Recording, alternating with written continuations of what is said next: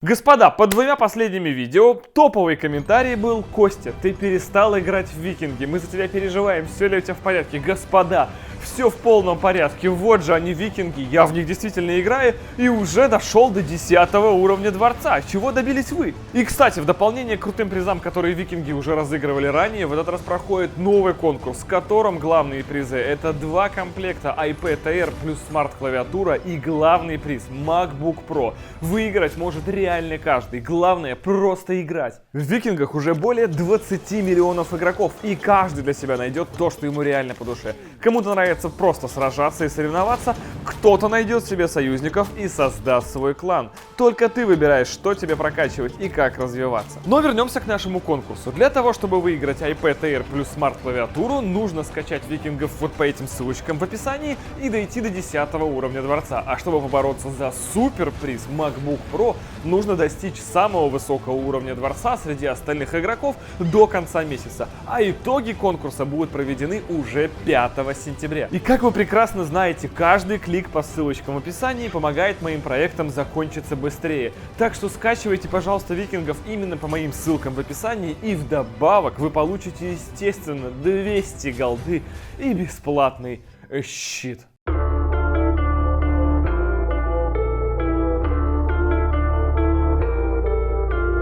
Господа, здравствуйте! Эпический видос, наконец-то, и у нас сегодня желтая, бешеная, мощная, стильная, красивая и безумно желанная всеми, кто видит ее в потоке, Toyota Supra. Она стоит 5 с лишним миллионов рублей, едет за 4 с хвостом секунды до сотни, возможно, даже получится ехать боком. Она дико стильная и, говорят, в ней практически ничего нет от Toyota. Сегодня разберемся.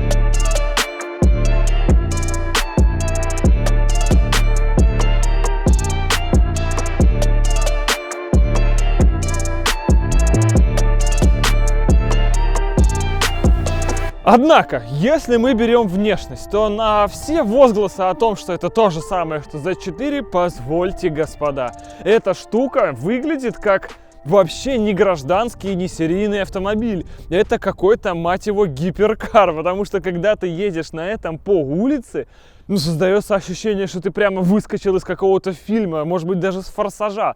Потому что если морда еще хотя бы обычная, боковая часть уже с вот этим вот диким скосом стекла уже намекает на что-то. Огромное количество расширений, накладок, воздухозаборников, которые все фейковые, то тут ты начинаешь заходить в 3/4 назад. А это именно тот вид, который будут видеть другие люди в потоке, когда ты проезжаешь мимо них. И ты думаешь, в рот наоборот. Вот эта тачка, это абсолютно задняя часть какая-то сумасшедшая. Она из боевика. Это и дактейлы, и огромное количество сплиттеров. И вот эти вот лампочки, которые содержат в себе стоп и задний ход посередине, как у самых модных спортивных машин. Дикие патрубки выхлопа сзади. Но это, конечно, еще версия GR. Понятно, что она немножко более спортивная. Здесь что-то есть опциональное и так далее. Сумасшедшая вот эта филейная часть, заднее расширение дикое, наверное, даже более дикое, чем на 911-м. И ты понимаешь такой, ё-моё, я же, мать его, супергерой. Вот эта крыша, в которой в середине такая как бы есть аэродинамическая выемка, которая сделана для того, чтобы все это вот более стремительно как-то резало пространство прямо в ощущении. И какая-то ну, на мой взгляд, конечно, не очень удачно, но, тем не менее, авиационная морда. То есть какой-то ярко выраженный клюв, как у самолета, который должен рассекать просто воздух. Опять же, огромное количество как бы воздухозаборников, при том, что вот это вот на самом деле фейк. А щель, которая здесь между крылом, фарой, так сказать, и бампером в этом, это уже не фейк. Ну вот не знаю, почему так получилось. И опять же сплиттера. Здесь реально есть ощущение, что лишний номер.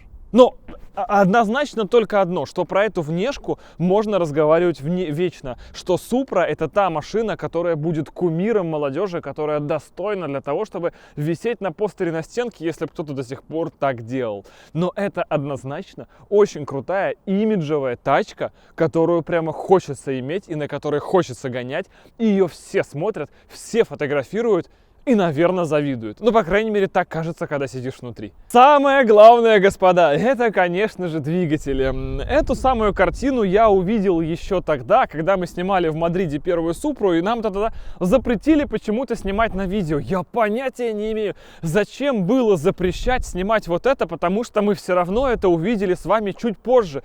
Какая разница скрывать правду, если правду все равно узнаю чуть попозже, и тогда получается, что ту правду, которую мы скрывали, все равно все узнают как правду.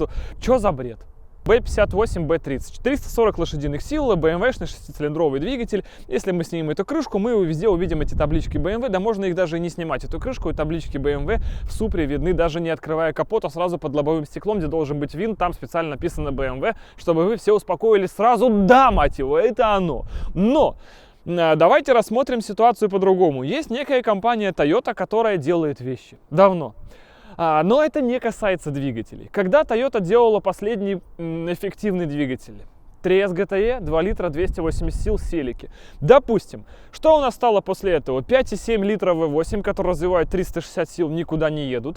И еще куча всего, что развивает огромный чудовищный объем, чудовищный расход. И опять же никуда не едет, исключая истории типа как 1.6 с Короллы. И все вот это вот так далее. Короче, они закопались в этом. Это хорошие, надежные двигатели-миллионники. Но никто сегодня не хочет покупать машину и ездить на ней миллион. Те единицы, которые так делают, получают в подарок новую Toyota и ездят на ней дальше, но это единицы. Все остальные берут машину на пару лет, все мечтают о новой машине, чтобы она меньше жрала и лучше ехала. И тут-то в итоге мы понимаем, что таких двигателей у Toyota нет. Они или мало жрут и не едут, или много жрут и все равно не едут. Вот такая сложилась ситуация, что в плане моторостроения и вообще Powertrain Toyota остались в тех годах, когда все машины были настоящими, но современным требованиям и не соответствует. И поэтому, естественно, принято было решение взять все другое от других, что якобы развалится через 100 тысяч, и оно будет ехать, оно будет рулиться, оно будет эффективным. И это получается на сегодняшний день самая быстрая Toyota чуть ли из всего, что продается. И, по-моему, чуть ли не самая быстрая за всю историю у нас была Toyota, которая ехала 4 с хвостом хоть когда-нибудь. И при этом самое главное, что этот мотор здесь будет единственный, безальтернативный. Все. Если мы говорим про то же самое BMW, где будут 2 литра, и через это машина получится не едущая вообще чисто просто картинка, но дешевая, то Supra всегда вот такая, вот в такой комплектации, вот за 5 с хвостом, с 340-сильным двигателем и разгоном 4 с хвостом безальтернативно. Нету палочки, нету 2 литров. Это красивая, безусловно, дикая, имиджевая игрушка, которую почему-то хочется купить. Но самое главное, это, господа, в том, что все-таки за 5 миллионов никто не хочет получать корчи. В нашем случае мы имеем гражданский автомобиль. Хотя и немного условно гражданский. Сейчас все я объясню. Во-первых, он очень комфортный, очень удобный. Есть и камера заднего вида с отличным разрешением. 360, кстати, нет. Ну, возможно, это доп, и просто в нашей бедной комплектации это все отсутствует. Хотя у нас вроде и ГР. А ГР это не бедная комплектация, открыт багажник у нас, и об этом мы тоже сейчас узнали. И сейчас мы об этом всем расскажем. Тут есть даже, смотрите, специальный доводчик закрывания багажников. Пацаны, а у меня багажник не закрыт, можете им хлопнуть? Видите, какая классная комплектация? И сейчас прямо на ваших глазах, вот где-то сзади, вот, видите, выходит человек. И это все штатно. И не так дорого. А вы говорите, доводчики в дверях у вас на С-классе. Вот, единственный верифицированный нормальный доводчик, который никогда не подведет. Все, теперь можно ехать.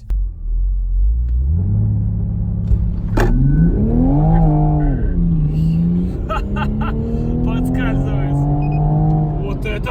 мощно. Но она поскользнулась, и нас обогнала АМГ-63. Это все, что нужно знать.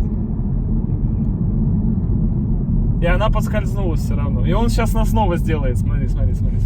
А второй лонч она не дала. Да все, он метет просто как пушка. А второй лонч нам не дала. Ну и, собственно, это все, что нужно знать о разгоне. 5,4.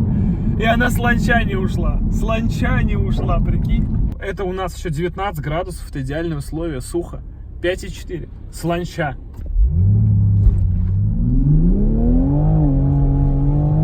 Ой, она подскальзывается опять.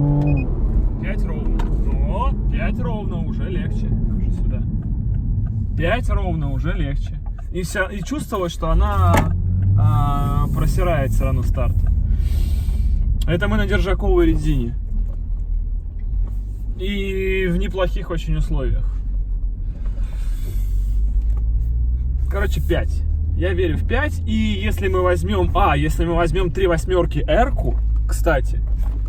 Да, нам нужно было сюда. Если мы возьмем 3 восьмерки R-ку, то, ну, там будет 4,7, 4,5. Я думаю. А сейчас мы поставим самую дешевую китайскую резину и будем ездить, потому что до сотки она один, пес особо не едет, но она поедет боком. Да.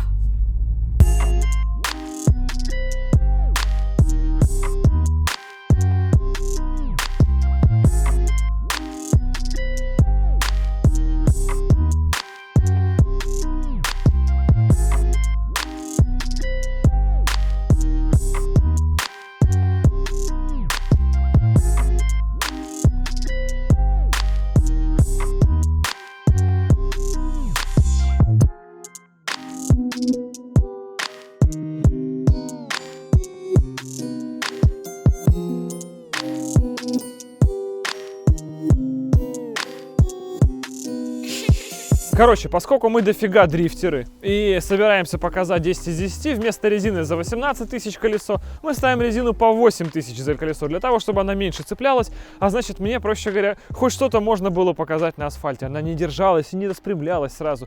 Поэтому здесь стоит, кстати, Никитос, как ты говорил, вот это название китайское, только оно здесь другое, но это то же самое, прикинь. Они сделали это, чтобы обмануть тебя. А вот. Да, Sailor Moon, да, вот это правильно вы говорите, да, анимешники, короче, меня снимают, поэтому все, что я могу сказать. Короче, все, что осталось, это сейчас быстренько собраться, руки в боки, трусишки натянули побольше, в культуру заноса и пытаемся показать 10 из 10. Короче, господа, нам офигенно повезло, мы приехали на полигон, в культуру заноса, и прошел дождь. Прямо при нас прошел дождь, то есть мы вообще начинаем по-сырому, и даже ящерский дрифт у нас получится. Включаем режим спорт, выключаем стабилизацию. Благо, выключается она здесь вообще полностью. Все. А блокировка задняя при этом остается. И прям начинаем показывать. На первой раскрутились, вторую поставились и...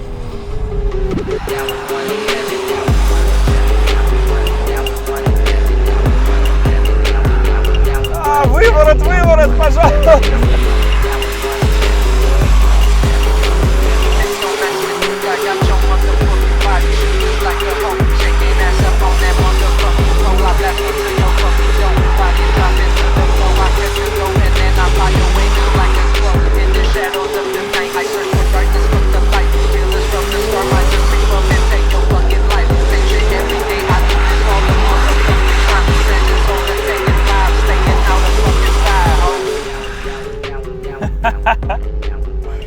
Ну, нормально было?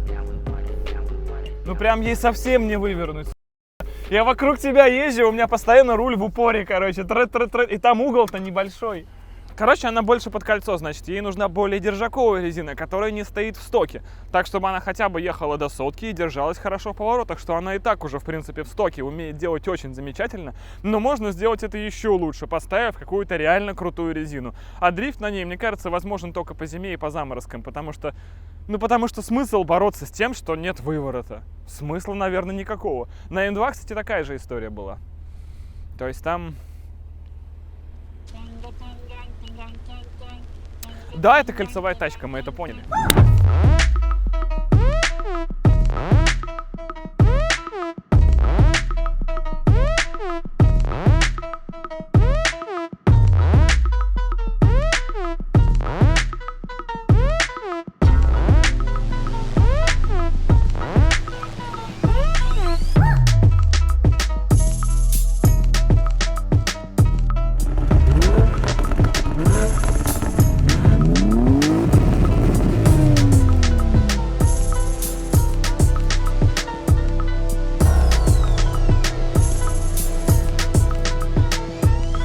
Итак, у нас есть вечная война в комментах, без которой не обходится вообще ни одна фотография Супры, ни одна фотография Z4, ни одна фотография вообще ничего, что связано вот с этим изделием.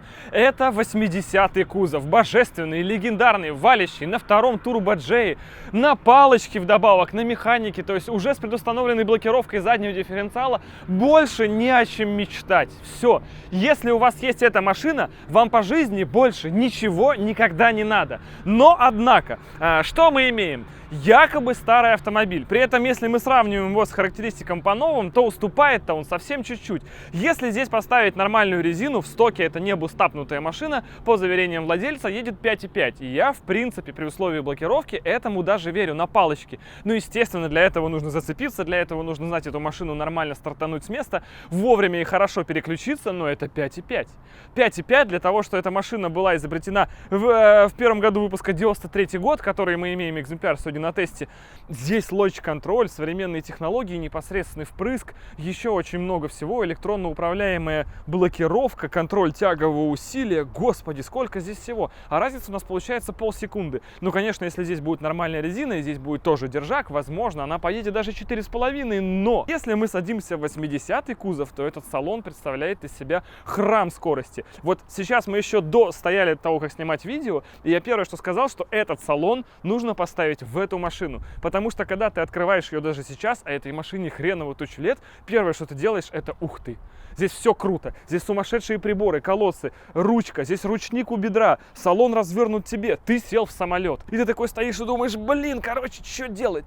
Что делать? С одной стороны, это всем лучше, быстрее, технологичнее, стоит 5 с хвостом, что как бы немало. С другой стороны, ты имеешь легенду, которая как бы вроде и уступает, а многим нравится тебе больше. И мне кажется, решение здесь может быть одно. Те, кто хотел купить Supra в 80-м кузове, никогда не купят, то есть в смысле новый кузов. А те, кто хотел купить машину за 5, вряд ли, и причем вот именно новую за 5 хвостом, вряд ли будут смотреть в сторону некоторых трудностей с покупкой, восстановлением и уходом за автомобилем, которому столько лет. Потому что владеть такой машиной, как я уже много раз вам говорил на своих видосах, это не просто купить ее и ездить. Это некий подвиг, потому что в такой машине вы должны постоянно за всем следить. Вы должны ее любить, вы должны ее чувствовать, должны о ней заботиться и должны вваливать в нее деньги не потому, что она их просит, а потому, что вам этого хочется. А с этой тачкой вы должны сэкономить на ТО, потому что оно раз в 15 тысяч, а не раз в 10, и чтобы она, короче, не доставляла вам гемора. И получается, что все сравнения в комментариях, которые были вот этой Супры и этой Супры, они, наверное, беспочвенные, потому что это просто разные вселенные. Кто-то хочет новую, крутую, эксклюзивную, очень редкую машину на каждый день, и при этом, чтобы она ехала, ну, причем только прямо, боком, как мы поняли, не особо получается. Или людей, которые готовы взять Супру за одни деньги, ввалить сюда, скорее всего, 2, 3, 4, 5 или более еще таких же Супр и сделать ее под себя, с выворотом, валящую, на бустапе, с 2-вей-блокой, со всей необходимой хурмой. Это будет лучшая в мире машина. А это будет дикая, спортивная, эксклюзивная, новая мажорская тачка. Итого, где же зло? Здесь или там? А выбор в том, что зло в головах тех, кто спорит. Это просто радикально разные вселенные. И то, что они сегодня встретились, это чудовищная удача. Но что в Питере найти и 80-й кузов, и уж тем более 90-й, ну практически невозможно. Вот, на мой взгляд, и все, господа. Если мы сейчас даже будем открывать капоты, что-то рассуждать о том, что здесь можно снять больше лошадей, на огромной турбе и так далее, это вообще мы все зарываемся. Никто из вот этих людей ничего вот этого делать не будет. А никто из этих людей, опять же, не купит, в смысле, новую Супру. Да, вот и все, господа.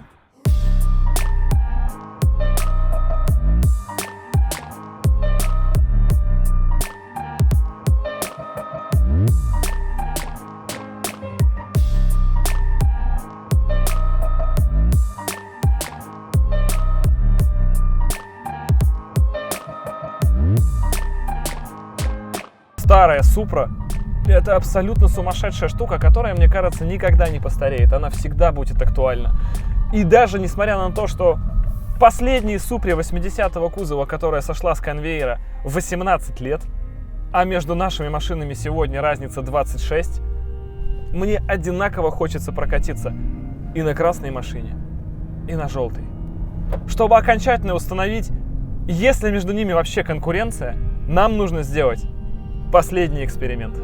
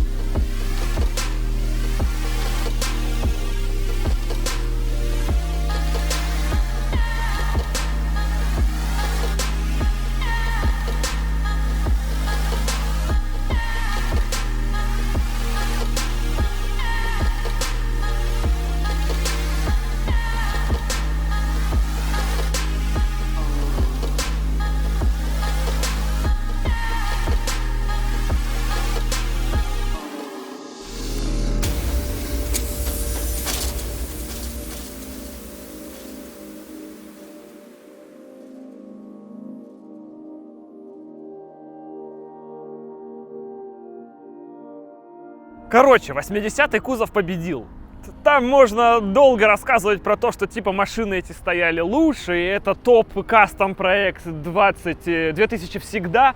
Но я тоже ехал позади этой машины и видел, что когда едет Supra в таком тюнинге 80-м кузове, все фотографируют ее. И они потом, если поворачиваются, видят желтую, они уже желтую сфотают. Но некоторые настолько сворачивали шею на вишневую машину, что желтые мы проскакивали уже просто в ее тени. Это факт. Возможно, если 90-х зарядить еще в таком же хорошем тюнинге модном, то будут фотографировать лучше. Ну, я знаю точно, что когда я еду один, меня нормально фотоют. Точно, поверьте. То есть эта Supra все равно работает, она сворачивает шеи. Но рядом, конечно, с эталоном, с 80-ми кузовами, ей уже прямо сложновато. А сейчас парни сказали, что по традиции мы вроде там отфотались, постояли, потом нужно заехать в гипермаркет, просто купить еды. Без дрифта. Без дрифта обязательно. Единственное, они предупредили, вот эти белые полосочки очень скользкие. Будешь трогаться, наверняка будет прокручиваться колесо. Я в этом ничего не понимаю, но посмотрим, что получится.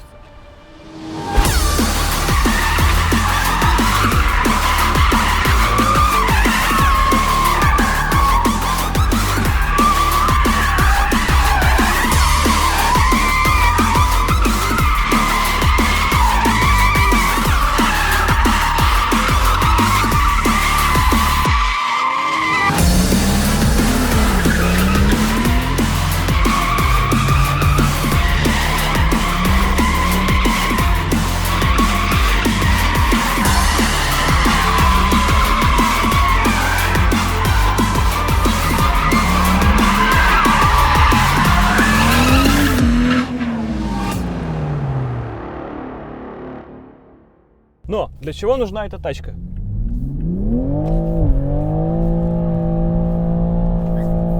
На самом деле вот для чего она нужна: исполнять в городе и для того, чтобы дико жечь в потоке. Вот это для этого тачка.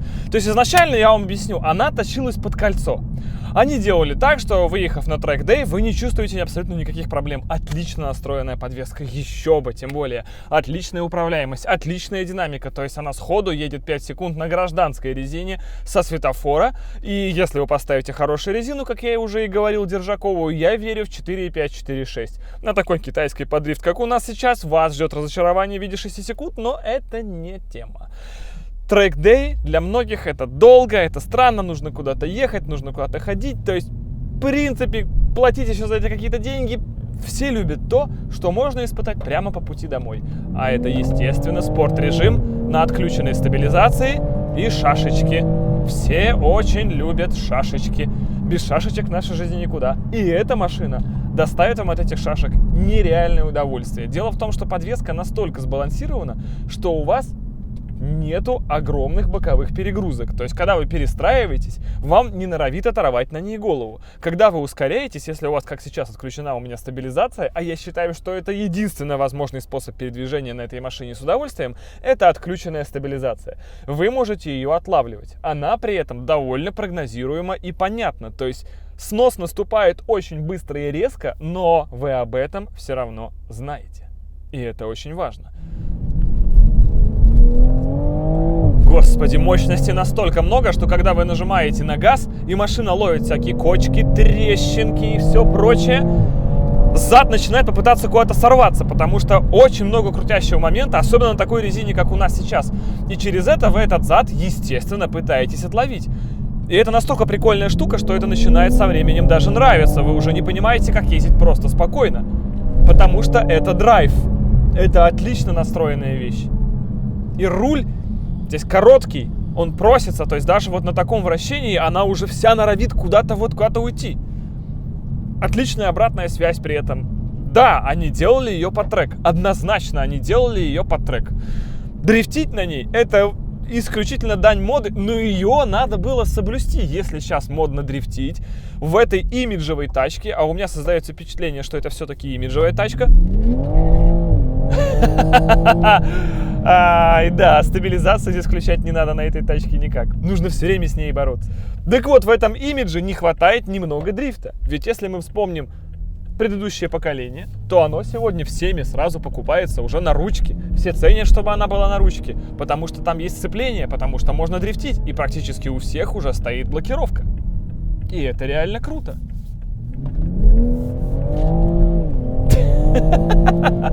Она вся вот такая вот норовит в спорт-режиме. Включите обычные настройки, и проблем не будет, господи. Ну-ка, трогаемся с места.